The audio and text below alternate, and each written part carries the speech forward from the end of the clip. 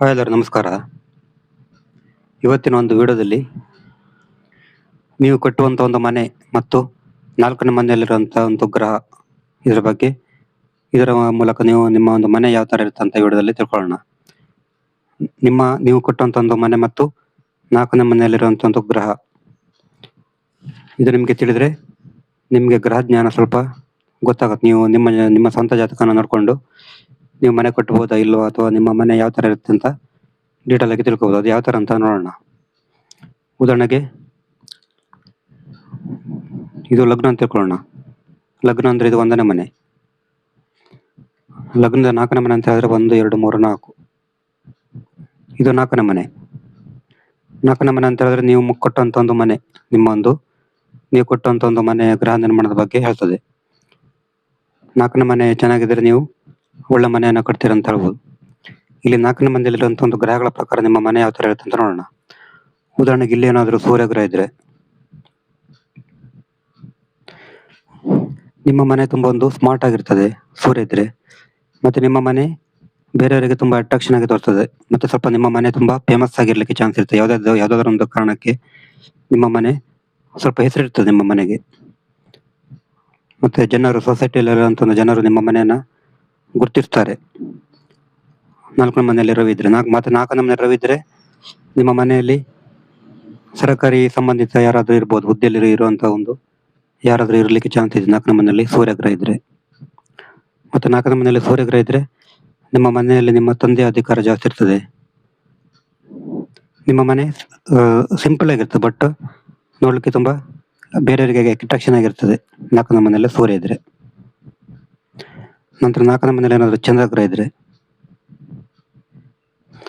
4ನೇ ಮನೆಯಲ್ಲಿ ಚಂದ್ರಗ್ರಹ ಇದ್ರೆ ನಿಮ್ಮ ಮನೆ ಸ್ವಲ್ಪ ಚಿಕ್ಕದಾಗಿರ್ತದೆ, ಬಟ್ ತುಂಬಾ ಸ್ಮಾರ್ಟ್ ಆಗಿರ್ತದೆ. ಮನೆಯಲ್ಲಿ ನಿಮ್ಮ ತಾಯಿ ಅಧಿಕಾರ ಜಾಸ್ತಿ ಇರ್ತದೆ. ನಿಮ್ಮ ಮನೆಯಲ್ಲಿ ತಾಯಿ ಅಧಿಕಾರ ಜಾಸ್ತಿ ಇರ್ತದೆ. ನಂತರ 4ನೇ ಮನೆಯಲ್ಲಿ ಏನಾದರೂ ಮಂಗಳ ಗ್ರಹ ಇದ್ರೆ ನಿಮ್ಮ ಮನೆ ಒಣ ವಾತಾವರಣದಲ್ಲಿ ಇರಲಿಕ್ಕೆ ಚಾನ್ಸ್ ಇದೆ. ಮತ್ತು ಮನೆ ಸುತ್ತಮುತ್ತ ತುಂಬ ಹೀಟ್ ಆಗಿರ್ತದೆ, ಉಷ್ಣ ಆಗಿರ್ತದೆ. ಒಣ ಪ್ರದೇಶದಲ್ಲಿ ನಿಮ್ಮ ಮನೆ ಇರುವಂಥ ಚಾನ್ಸ್ ಇದೆ.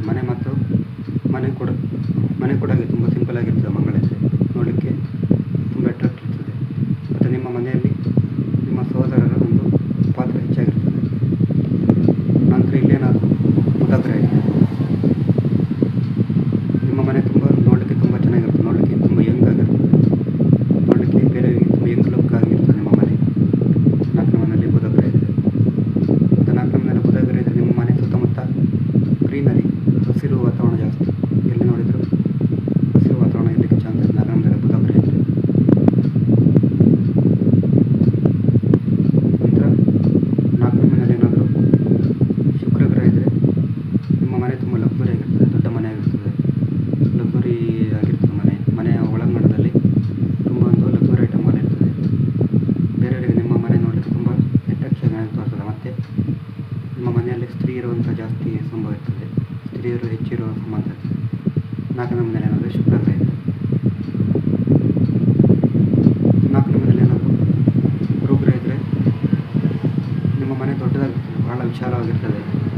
ದೊಡ್ಡ ಮನೆ, ಬೃಹತ್ ಮನೆ ಆಗಿರ್ತದೆ. ಮನೆಯಲ್ಲಿ ಧಾರ್ಮಿಕ ಕಾರ್ಯಗಳು ಹೆಚ್ಚು ನಡೀತದೆ. ಧಾರ್ಮಿಕ ಕಾರ್ಯಗಳು ಹೆಚ್ಚು ನಡೀತದೆ 4ನೇ ಮನೆಯಲ್ಲಿ ಗುರು ಇದೆ. ನಿಮ್ಮ ಮನೆ ತುಂಬ ವಿಶಾಲವಾಗಿರ್ತದೆ, ದೊಡ್ಡ ಮನೆ ಆಗಿರ್ತದೆ, ತುಂಬ ಒಂದು ಕಂಫರ್ಟ್ ಆಗಿರ್ತದೆ. 4ನೇ ಮನೆಯಲ್ಲಿ ಶನಿ ಗ್ರಹ ಇದ್ರೆ ನಿಮ್ಮ ಮನೆ ತುಂಬ ಒಂದು ಹಳೆಯ ಮನೆ ಥರ ಇರ್ತದೆ. ನೀವು 4ನೇ ಮನೆಯಲ್ಲಿ ಶನಿ ಇದ್ದರೆ ನೀವು ಹೊಸ ಮನೆ ಮಾಡಿದರೂ ಕೂಡ ಅದೊಂಥರ ಹಳೆಯ ಮನೆ ಥರ ಇರ್ತದೆ. ಒಂಥರ ಮತ್ತು 4ನೇ ಮನೆಯಲ್ಲಿ ಶನಿ ಇದ್ದರೆ ಅವರಿಗೆ ಹಳೆ ಮನೆಯನ್ನು ನವೀಕರಣ ಮಾಡ್ತಿರ್ತಾರೆ, ರಿನ್ಯೂ ಮಾಡ್ತಿರ್ತಾರೆ. ಹೊಸ ಮನೆ ಮಾಡಲಿಕ್ಕೆ ಕಷ್ಟ ಆಗ್ಬೋದು. 4ನೇ ಮನೆಯಲ್ಲಿ ಶನಿ ಇದ್ದರೆ ಮನೆ ನಿರ್ಮಾಣ ಕೂಡ ನಿಧಾನ ಆಗ್ಬೋದು. ಮತ್ತು 4ನೇ ಮನೆಯಲ್ಲಿ ಏನಾದರೂ ರಾಹು ಗ್ರಹ ಇದ್ದರೆ